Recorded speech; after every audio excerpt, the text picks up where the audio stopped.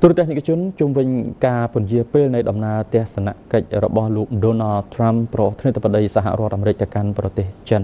យើងមានការចូលរួមបន្ថែមទៀតបាទពីអ្នកតាមដានព្រឹត្តិការណ៍អន្តរជាតិរបស់ទូរទស្សន៍ព័ត៌មាន BTV គឺលោកជិនសេរីមដែលលោកនឹងចូលរួមលំអិតបន្ថែមអំពីមូលហេតុសំខាន់ក៏ដូចជាផលប៉ះពាល់ដែលអាចកើតចេញអំពីការពន្យាពេលបាទលោកសេរីមមុននឹងចូលទៅនិយាយអំពីផលប៉ះពាល់ដែលវាអាចកើតមានចង់លោករំលឹកបន្តិចថារឿងដំណើរទស្សនកិច្ចនេះឥឡូវនេះពិតជាត្រូវពន្យាពេលមែនឬក៏នៅតែអត់ទាន់ច្បាស់នៅឡើយទេហើយបើពន្យាពេលអ្វីខ្លះអាចជាមូលហេតុនៅពីក្រោយនេះបាទចំពោះការពន្យាពេលរបស់ប្រធានាធិបតីសហរដ្ឋអាមេរិកលោក Donald Trump ក្នុងដំណើរទស្សនកិច្ចទៅកាន់ប្រទេសចិននេះគឺនៅតែមិនច្បាស់លាស់នៅឡើយដោយសារតែបើនិយាយពីពាក្យលោក Donald Trump ប្រធានាធិបតីរបស់សហរដ្ឋអាមេរិកបាននិយាយពីម្សិលមិញហ្នឹងគឺលោកប្រើពាក្យ want to postpone មានន័យថាចង់ពន្យាមានមិនមែននឹងពន្យាទេគឺលោកប្រើពាក្យថាចង់ពន្យាសូម្បីតែអ្នកនាំពាក្យសេដ្ឋវិមានក៏ប្រើពាក្យថាចង់ពន្យាដែរអញ្ចឹងមានន័យថាភាពច្បាស់លាស់ហ្នឹងគឺអាចភាគរយច្រើនអាចភាគរយខ្ពស់ប្រធានាធិបតីរបស់សហរដ្ឋអាមេរិកលោក Donald Trump ហ្នឹងគឺពន្យាពេលពួកលោកចង់ពន្យាពេលហើយចំពោះភាពពិតប្រាកដថាពន្យាឬយ៉ាងណា 100% ក៏មិនដែរបើតាមពាក្យហ្នឹងពីព្រោះពាក្យនេះបញ្ជាក់ថាលោកចង់ពន្យាពេលទេហើយបើតាមការណាត់ការដាក់ពេលវេលាក្នុងជំនួបរវាងប្រធានាធិបតីរបស់សហរដ្ឋអាមេរិកនិងប្រធានាធិបតីរបស់ប្រទេសចិននេះគឺនឹងត្រូវធ្វើដំណាច់ខែមីនានេះដូច្នេះពេលវេលាវាគៀកទៅហើយបើតាមប្រធានាធិបតីរបស់សហរដ្ឋអាមេរិកបញ្ជាក់ហ្នឹងថាលោកចង់ពន្យាពេលរយៈពេល1ខែហើយមូលហេតុសំខាន់ដែលនាំឲ្យប្រធានាធិបតីរបស់សហរដ្ឋអាមេរិកលោក Donald Trump លោកពន្យាពេលហ្នឹងគឺហេតុផលតែមួយទេគឺលោក Trump បានបញ្ជាក់ដោយខ្លួនឯងតែម្ដងកាលពីថ្ងៃម្សិលមិញថាមូលហេតុសំខាន់ដែលនាំឲ្យលោកចង់ពន្យាពេលដំណើរទស្សនកិច្ចទៅកាន់ប្រទេសចិននេះគឺដោយសារតែនៅពេលបច្ចុប្បន្ននេះសហរដ្ឋអាមេរិកកំពុងជាប់ដៃសង្គ្រាមនៅជាមួយនឹងប្រទេសអ៊ីរ៉ង់ដូច្នេះក្នុងអំឡុងពេលដែលសហរដ្ឋអាមេរិកមានសង្គ្រាមជាមួយប្រទេសអ៊ីរ៉ង់នេះគឺលោកហាក់មិនចង់ធ្វើដំណើរចាកចេញពីទឹកដីសហរដ្ឋអាមេរិកទេលោកចង់នៅលើទឹកដីរបស់សហរដ្ឋអាមេរិកចង់នៅកន្លែងដើម្បីងាយស្រួលក្នុងចំណាត់ការណាមួយឆ្លើយតបទៅលើប្រទេសអ៊ីរ៉ង់ក្នុងសង្គ្រាមដែលកំពុងតែផ្ទុះឡើងហើយចំពោះហេតុផលផ្សេងទៀតនោះគឺដូចជាមិនមានខាងសហរដ្ឋអាមេរិកនឹងលើកឡើងពីហេតុផលផ្សេងទៀតក្រៅតែពីសង្គ្រាមទេដូច្នេះនិយាយជារួមមកវិញចំពោះដំណើរទស្សនកិច្ចដែលគ្រោងទុកយូរហើយរបស់ប្រធានាធិបតីសហរដ្ឋអាមេរិកលោក Donald Trump ធ្វើដំណើរទៅកាន់ប្រទេសចិននេះគឺអាចនឹងពន្យាពេលព្រោះលោកចង់ពន្យាពេលមូលហេតុគឺដោយសារតែសង្គ្រាមនៅប្រទេសអ៊ីរ៉ង់ប៉ុន្តែគាត់មានក្តីកង្វល់ច្រើននៅត្រង់ថាការពន្យាពេលដំណើរទស្សនកិច្ចរបស់លោក Trump នេះធ្វើឲ្យខាងភាគីចិននេះខកចិត្តដោយសារតែខាងចិនគឺរំពឹងទុករួចស្រេចទៅហើយថាក្នុងអំឡុងពេលដែលប្រធានាធិបតីសហរដ្ឋអាមេរិកលោក Donald Trump ធ្វើដំណើរទស្សនកិច្ចទៅកាន់ទីក្រុងប៉េកាំងប្រទេសចិននេះគឺចិនមានរឿងរ៉ាវច្រើនដែលត្រូវនិយាយគ្នាជាមួយសហរដ្ឋអាមេរិកជាពិសេសពាក់ព័ន្ធទៅនឹងទំនាក់ទំនងពាណិជ្ជកម្មកិច្ចព្រមព្រៀងពាណិជ្ជកម្មរវាងប្រទេសទាំងពីរពីព្រោះកិច្ចព្រមព្រៀងពាណិជ្ជកម្មរវាងសហរដ្ឋអាមេរិកនិងប្រទេសចិននេះមិនទាន់មានកិច្ចព្រមព្រៀងពាណិជ្ជកម្មថ្មីទេហើយក្នុងអំឡុងដំណើរទស្សនកិច្ចរបស់លោក Trump នៅដំណាច់ខែមីនានេះបើតាមការគ្រោងទុកភាគីទាំងពីរអាចនឹងនិយាយរឿងច្រើនទៀតក្រៅពីពាណិជ្ជកម្មហើយក៏អាចនឹងចុះហត្ថលេខាទៅលើកិច្ចព្រមព្រៀងពាណិជ្ជកម្មថ្មីរវាងប្រទេសមហាអំណាចទាំងពីរដែរដូច្នេះសរុបមកវិញរហូតមកដល់ពេលនេះភាពមិនច្បាស់លាស់នៅតែមានហើយអត្រាភាគរយខ្ពស់ដំណើរទស្សនកិច្ចរបស់ប្រធានាធិបតីសហរដ្ឋអាមេរិកលោក Donald Trump ទៅកាន់ប្រទេសចិននេះអាចនឹងពន្យាពេលហើយហេតុផលគឺដោយសារតែសង្គ្រាមនៅប្រទេសអ៊ីរ៉ង់នេះតែម្ដងបាទជាក់ស្ដែងគឺដំណើរទស្សនកិច្ចនេះគ្រោងនឹងកើតមាននៅថ្ងៃទី31ខែមីនាហើយបន្តដល់ថ្ងៃទី2ខែមេសាបើសិនជាមិនមានការប្រែប្រួលគឺនេះគឺជារយៈពេលនៃដំណើរទស្សនកិច្ចរបស់មេដឹកនាំអាមេរិក Donald Trump ទៅកាន់ប្រទេសចិនឥឡូវនេះគឺវាលែងច្បាស់បាទមិនដឹងថាទៅឬក៏មិនទៅឥឡូវបើយើងនិយាយនៅក្នុងករណីថាលោក Trump មិនទៅអាចមានផលប៉ះពាល់អ្វីខ្លះកើតឡើងដែរបាទ បាទបើសិនបើលោក Donald Trump មិនទៅមានន័យថាគម្រោងគ្រប់យ៉ាងដែលភាគីទាំងពីរបានពិភាក្សាគ្នាផងបានរៀបចំទុកជាមុនសម្រាប់ជំនួបនៃមេដឹកនាំកម្ពុជារបស់ប្រទេសមហាអំណាចទាំងពីរនេះគឺត្រូវខកខានទាំងអស់ត្រូវខកខាននៅត្រង់ថាសូម្បីតែពេលនេះគឺភាគីតំណាងខាងផ្នែកពាណិជ្ជកម្មរបស់សហរដ្ឋអាមេរិកនិងខាងប្រទេសចិននឹងកំពុងតែពិភាក្សាគ្នាកំពុងតែជួបគ្នានៅទីក្រុងប៉ារីសប្រទេសបារាំងដើម្បីពិភាក្សាគ្នាលម្អិតអំពីទំនាក់ទំនងកិច្ចព្រមព្រៀងពាណិជ្ជកម្មរវាងប្រទេសទាំងពីរហើយអញ្ចឹងប្រសិនបើលោកត្រាំពិតជាលុបចោលដំណើរទស្សនកិច្ចទៅកាន់ទីក្រុងប៉េកាំងប្រទេសចិននៅដំណាច់ខែមីនានេះមានន័យថាគ្រប់យ៉ាងគឺត្រូវអត់បានសម្រេចជាផែនការអីទេដល់អញ្ចឹងភាពតានតឹងផ្នែកពាណិជ្ជកម្មរវាងប្រទេសចិននិងសហរដ្ឋអាមេរិកនឹងវាអាចនឹងកើតមានពីព្រោះគ្រាន់តែសហរដ្ឋអាមេរិកនិងប្រទេសចិននេះប្រហែលនឹង 40% នៃទំនាក់ទំនងពាណិជ្ជកម្មនៅលើពិភពលោកមានទំហំពាណិជ្ជកម្មទំនាក់ទំនងពាណិជ្ជកម្មរវាងចិនអាមេរិកគឺធំមែនទែនស្ទើរតែពាក់កណ្ដាលនៃពាណិជ្ជកម្មនៃពិភពលោកទៅហើយភាគីទាំងពីរនេះមិនទាន់មានកិច្ចព្រមព្រៀងអញ្ចឹងវាខកខានបើលោកត្រាំពិតជាពន្យាពេលក្នុងដំណើរទស្សនកិច្ចទៅកាន់ប្រទេសចិនមែននោះមានន័យថាគ្រប់យ៉ាងទាំងអស់គឺត្រូវទុកចោលមិនបានសម្រេចដោយបំណងដែលខាងភាគីចិននិងសហរដ្ឋអាមេរិកត្រូវត្រៀមទុកនោះទេហើយម្យ៉ាងទៀតសហរដ្ឋអាមេរិកនិងប្រទេសចិននឹងមិនមែនមានភាពតានតឹងមិនមែនត្រូវដោះស្រាយគ្នាតែរឿងពាណិជ្ជកម្មមកមុខទេសូម្បីតែទំនាក់ទំនងការទូតរវាងប្រទេសទាំងពីរនោះក៏មានភាពល្អកកដែរហើយម្យ៉ាងទៀតសហរដ្ឋអាមេរិកកំពុងតែបើកការស៊ើបអង្កេតទៅលើក្រុមហ៊ុនមួយចំនួនរបស់ប្រទេសចិននៅក្រៅប្រទេសផងដែរដែលខាងភាគីចិននេះក៏ត្រូវដោះស្រាយម្យ៉ាងទៀតការប្រកួតប្រជែងទីតាំងភូមិសាស្ត្រនយោបាយរវាងប្រទេសមហាអំណាចទាំងពីរក៏នៅតែមានដែរដូចជានៅខាងប្រទេសវ៉ាណេស៊ុយឡាជាដើមនោះគឺពេលដែលមេដឹកនាំវ៉ាណេស៊ុយឡាត្រូវបានចាប់ខ្លួន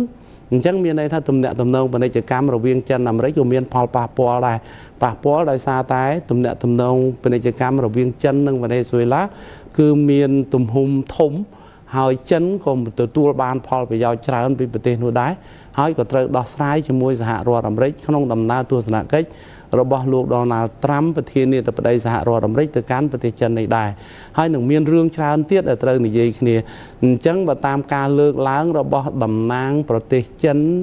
ទទួលបន្ទុកផ្នែកពាណិជ្ជកម្មលោកលីឆាំងកាងថា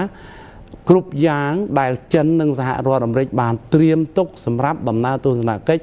លោកត្រាំនឹងឈានដល់ការចុះហត្ថលេខាលើកិច្ចព្រមព្រៀងពាណិជ្ជកម្មថ្មីនេះគឺជារឿងមួយដូចជាអាសាបង់ឬក៏ត្រូវពន្យាពេលបន្ថែមទៀតដែលធ្វើឲ្យមានភាពតានតឹងហើយចិនក៏បង្ហាញពីក្តីបារម្ភដែរចំពោះលោក Donald Trump ដែលមិនបានធ្វើដំណើរទស្សនកិច្ចទៅកាន់ប្រទេសចិនតាមការគ្រោងទុកនិយាយសរុបមកវិញចំពោះផលប៉ះពាល់មានន័យថាភាពតានតឹងរវាងប្រទេសទាំងពីរគឺចិននិងសហរដ្ឋអាមេរិកដែលមានរយៈកាលកន្លងមកទាំងភាពតានតឹងផ្នែកពាណិជ្ជកម្មទាំងភាពតានតឹងផ្នែកការទូតនិងភាពតានតឹងផ្នែកភូមិសាស្ត្រនយោបាយនោះគឺនៅតែមានដដែលប្រសិនបើប្រធានាធិបតីសហរដ្ឋអាមេរិកលោក Donald Trump ពិតជាពន្យាពេលដំណើរទស្សនកិច្ចរបស់លោកទៅកាន់ប្រទេសចិននៅដំណាច់ខែមីនានេះបាទសូមអរគុណលោកសេរីមានបន្តតាមដានបន្តទៀតអំពីបញ្ហាក្នុងទំនាក់ទំនងរវាងចិននិងសហរដ្ឋអាមេរិកជម្រាបលាបាទអរគុណបាទទូរទស្សនិកជនឥឡូវនេះយើងងាកមកកាន់ព័ត៌មានវិវត្តបន្ថែមទៀតអំពីបញ្ហាសង្គ្រាមនៅតំបន់មជ្ឈិមបូព៌ាគឺសម្ដៅដល់សង្គ្រាមដែលបានផ្ទុះឡើងនាថ្ងៃ28កុម្ភៈឆ្នាំ2026ជាពេលដែលអាមេរិករួមដៃនឹងអ៊ីស្រាអែលបើកការវាយប្រហារលើអ៊ីរ៉ង់និងនាំឲ្យអ៊ីរ៉ង់ធ្វើការវាយប្រហារសងសឹកទៅលើមូលដ្ឋានយោធាជាច្រើនរបស់សហរដ្ឋអាមេរិកនិងអ៊ីស្រាអែលទាំងបណ្ដាប្រទេសនៅក្នុងតំបន់ឈូងសមុទ្រផងដែរពិសេសអាវុធធំបំផុតមួយរបស់អ៊ីរ៉ង់នៅពេលនេះគឺអ៊ីរ៉ង់បានបិទច្រកសមុទ្រហូមូសដែលប្រេង 20% នៃប្រេងសកលដែលដឹកជញ្ជូននៅលើពិភពលោកគឺឆ្លងកាត់ច្រកសមុទ្រហូមូសនេះហើយឥឡូវអ៊ីរ៉ង់បានបន្តបិទបាទជាពិសេសគឺដាក់សម្ពាធខ្លាំងទៅលើអាមេរិកនិងអ៊ីស្រាអែល มันเอาเนวีนะได้มีตำแหน่งตำแหน่งจมูกในประเทศต่างปีนี้ធ្វើដំណើរឆ្លងកាត់ហើយនាវាในประเทศផ្សេងទៀតក៏មិនមានភាពក្លាហានគ្រប់គ្រាន់នៅក្នុងការធ្វើដំណើរឆ្លងកាត់ផងដែរសម្ពាធនេះកំពុងកើតមានឡើងលើសហរដ្ឋអាមេរិកដែលដឹកនាំដោយលោក Donald Trump ដែលនាំឲ្យលោក Donald Trump តាំងពីសប្តាហ៍មុនរហូតមកដល់ពេលនេះកំពុងអំពាវនាវដល់បណ្ដាប្រទេសមួយចំនួនពិសេសគឺប្រទេសជាមិត្តជាសម្ព័ន្ធមិត្តរបស់សហរដ្ឋអាមេរិកឲ្យជួយអមដំណើរផ្ដល់សុវត្ថិភាពដល់នាវាដែលត្រូវឆ្លងកាត់ច្រកសមុទ្រហមូសនេះប៉ុន្តែឥឡូវនេះគឺការអំពាវនាវរបស់លោក Donald Trump មិនទទួលបានជោគជ័យទេហើយការនេះបាននាំឲ្យលោកបង្ហាញការខកចិត្តហើយរិះគន់ខ្លាំងទៅលើដៃគូរបស់ខ្លួនដែលមិនសហការនៅក្នុងការជួយចូលរួមចំណែកនៅក្នុងការបើកច្រកសមុទ្រហមូសនេះឡើងវិញសម្ព័ន្ធមិត្តអាមេរិកជាច្រើនបានបដិសេធការអំពាវនាវរបស់លោក Donald Trump ក៏ត្រឹមថ្ងៃច័ន្ទទី16មីនាឆ្នាំ2026ម្សិលមិញនេះគឺការអំពាវនាវនោះគឺឲ្យបញ្ជូននាវាចម្បាំងទៅជួយអមដំណើរនាវាដឹកប្រេងឲ្យអាចឆ្លងកាត់ច្រកសមុទ្រហមូសដែលតាក់ទាញការរិះគន់ពីប្រធានាធិបតីអាមេរិកចោទប្រកាន់ដៃគូលោកខាងលិចថាមិនដឹងគុណអាមេរិកបន្ទាប់ពីការគាំទ្រអស់ជាច្រើនទសវត្សរ៍សង្គ្រាមរវាងអាមេរិកនិងអ៊ីស្រាអែលវាយប្រហារលើអ៊ីរ៉ង់នេះស្ថិតនៅក្នុងសប្តាហ៍ទី3ដែលមិនទាន់ដឹងថាអាចចប់នៅពេលណាច្រកសមុទ្រហមូសដ៏សំខាន់ដែលតាមរយៈនោះ 20% នៃលំហូរប្រេងនិងឧស្ម័នសកលនៅតែបិទដែលធ្វើឲ្យតម្លៃធម្មពលហក់ឡើងខ្ពស់និងមានក្តីបារម្ភអំពីអតិផរណា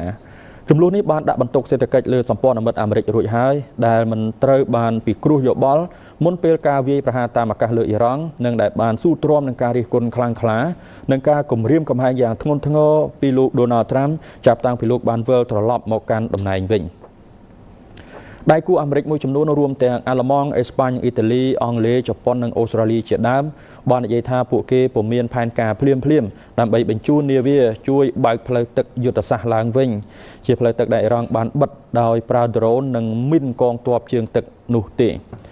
លោក Friedrich Merz អធិការបតីអាល្លឺម៉ង់បានថ្លែងពីទីក្រុង Berlin ថាពួកលោកខ្វះអាណត្តិពីអង្គការសហប្រជាជាតិសហភាពអឺរ៉ុបឬ NATO ដែលតម្រូវក្រោមច្បាប់មូលដ្ឋានដោយបន្ថែមថាទីក្រុង Washington និងអ៊ីស្រាអែលពុំបានពិគ្រោះជាមួយអាល្លឺម៉ង់ទេមុនពេលចាប់ផ្ដើមសង្គ្រាមនេះថ្លែងនៅក្នុងព្រឹត្តិការណ៍មួយនៅសេតវិមាននៅក្នុងទីក្រុង Washington លោក Donald Trump បាននិយាយថាប្រទេសជាច្រើនបានប្រាប់លោកថាពួកគេត្រៀមខ្លួនជួយប៉ុន្តែបានសម្ដែងការខកចិត្តចំពោះសម្ព័ន្ធមិត្តយូរអង្វែងមួយចំនួនបណ្ដាទូរទស្សនិកជនចាប់តាំងពីសង្គ្រាមផ្ទុះឡើងនៅចុងខែកុម្ភៈកន្លងមកនេះគេបានមើលឃើញថាខាងអ៊ីស្រាអែលដែលរួមដៃនឹងអាមេរិកវាយប្រហារអ៊ីរ៉ង់គឺនិយាយចំពោះតែអ៊ីស្រាអែលគឺអ៊ីស្រាអែលបានពឹងផ្អែកច្រើនទៅលើប្រព័ន្ធការពារដែនអាកាសដ៏ទំនើបរបស់ខ្លួនដែលនាំឲ្យគ្រាប់បាញ់ពីអ៊ីរ៉ង់មកភាគច្រើនគឺត្រូវបានស្ទាក់ចាប់ហើយបង្កហានិភ័យតិចតួចលើប្រទេសអ៊ីស្រាអែលវិញប៉ុន្តែទោះបីជាយ៉ាងណាក៏ដោយឥឡូវនេះគឺអ៊ីស្រាអែលត្រូវបានគេរាយការណ៍ថាជិតអស់ប្រព័ន្ធស្ទាក់ចាប់មីស៊ីលបាល់លីស្ទិកប្រព័ន្ធផ្សព្វផ្សាយសហរដ្ឋអាមេរិកមួយបានរាយការណ៍ថាអ៊ីស្រាអែលបានផ្ដល់ដំណឹងដល់អាមេរិកថាខ្លួនជិតអស់ប្រព័ន្ធស្ទាក់ចាប់មីស៊ីលបាល់លីស្ទិកហើយគណៈការប្រយុទ្ធប្រឆាំងនឹងអ៊ីរ៉ង់នៅតែបន្តគេហទំព័រ Semaphore បានចេញផ្សាយព័ត៌មាននេះកាលពីចុងសប្តាហ៍មុនដោយដកស្រង់សម្ដីមន្ត្រីអាមេរិកប៉ុន្តែថ្លែងទៅកាន់អ្នកសារព័ត៌មានរដ្ឋមន្ត្រីការបរទេសអ៊ីស្រាអែលលោក Gideon Sa'ar បានច្រានចោលរបាយការណ៍នេះទូរទស្សន៍ CNN បានរាយការណ៍ថាអ៊ីរ៉ង់បានបំពាក់កាន់តែច្រើនឡើងនៅមីស៊ីលបាល់លីស្ទិករបស់ខ្លួនជាមួយនឹងគ្រាប់បែកចង្កោមសភាវុធទាំងនេះមានគ្រោះថ្នាក់ខ្លាំងព្រោះវាបំបែកចេញនៅគ្រាប់បែកតូចទូរទស្សន៍ CNN បានបន្ថែមថាគ្រាប់បែកចង្កោមបង្ហាញពីបញ្ហាប្រឈមថ្មីដ៏សំខាន់សម្រាប់ការការពារដែនអាកាសរបស់អ៊ីស្រាអែលទន្ទឹមនឹងនេះយោធាអ៊ីស្រាអែលបាននិយាយថាខ្លួនបានធ្វើការវាយឆ្មក់តាមអាកាសលើប្រទេសអ៊ីរ៉ង់កាលពីថ្ងៃអាទិត្យដោយវាយប្រហារលើទីតាំងបាញ់មីស៊ីលបាល់លីស្ទិកនិងយានដ្រូនអ៊ីរ៉ង់ក៏បានបើកការវាយប្រហារដោយមីស៊ីលលើអ៊ីស្រាអែលវិញផងដែរ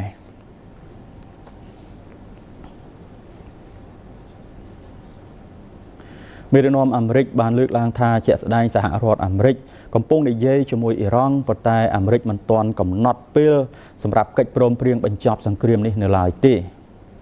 ប្រធានាធិបតី Donald Trump បាននិយាយនៅថ្ងៃអាទិត្យ15មីនា2026ម្សិលមិញតាមវេលានៅអាមេរិកថាអាមេរិកកំពុងពិភាក្សាជាមួយអ៊ីរ៉ង់គណៈសង្គ្រាមបានឈានចូលដល់សប្តាហ៍ទី3ប៉ុន្តែទីក្រុងតេហេរ៉ង់មិនទាន់ត្រៀមខ្លួនសម្រាប់កិច្ចព្រមព្រៀងបញ្ចប់សង្គ្រាមនៅឡើយទេលោក Trump បានប្រាប់អ្នកសារព័ត៌មានពីយន្តហោះ Air Force One ថាមែនហើយពួកលោកកំពុងនិយាយជាមួយពួកគេដោយពុំបានបញ្ជាក់លម្អិតអំពីលក្ខណៈនៃការចរចា យ៉ាងណាទេនៅពេលសួរថាតើមានផ្លូវការទូតណាមួយកំពុងដំណើរការដើម្បីបញ្ចប់ចំនួនដែលបានរីករាលដាលពាសពេញតំបន់មជ្ឈិមបូព៌ានិងទីផ្សារពិភពលោកដែលកំពុងរង្គោះរង្គើឬអត់លោកត្រាំបាននិយាយថារូបលោកគិតថាពួកគេមិនទាន់ត្រៀមខ្លួនរួចរាល់ទេរដ្ឋមន្ត្រីការបរទេសអ៊ីរ៉ង់បានបដិសេធនៅពេលថ្មីនេះដែលថាការចរចាណាមួយជាមួយអាមេរិកកំពុងកើតឡើងលោកត្រាំបាននិយាយថាលោកមិនប្រកាសថាលោកចង់ធ្វើកិច្ចព្រមព្រៀងដើម្បីបញ្ចប់សង្គ្រាមទេព្រោះជាដំបូងគ្មាននរណាម្នាក់ដឹងថាអ្នកណាត្រូវដោះស្រាយជាមួយអ្នកណាទេព្រោះថ្នាក់ដឹកនាំភាគច្រើនរបស់ពួកគេត្រូវបានសម្លាប់មេដឹកនាំកំពូលអ៊ីរ៉ង់អាយ៉ាតូឡាអាលីខាមីណេបានបាត់បង់ជីវិតនាថ្ងៃ28កុម្ភៈថ្ងៃដំបូងនៃសង្គ្រាមដែលនាំឲ្យប្រទេសនេះត្រូវតែងតាំងមេដឹកនាំថ្មី